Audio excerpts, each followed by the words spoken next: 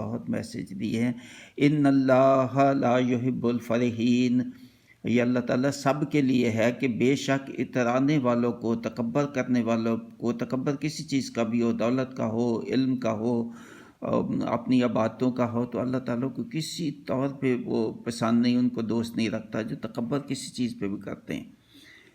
تو پھر فرمایا وَابْتَغِ فِيمَا آتَاكَ اللَّهُ الدَّارَ الْآخِرَةَ وَلَا تَنْسَ نَصِيبَكَ مِنَ الدُّنْيَا وَأَحْسِنْ كَمَا أَحْسَنَ اللَّهُ إِلَيْكَ وَلَا تَبْغِ الْفَسَادَ فِي الْأَرْضِ ان اللہ لا یحب المفسدین۔ پھر یہ فرمایا پہلے تکبر کی بات ہے، تو اب ان اللہ، بے شک اللہ کن کو نہیں پسند کرتا، کن کو محبوب نہیں رکھتا، کن سے محبت نہیں کرتا، مفسدین جو فساد کرتے ہیں۔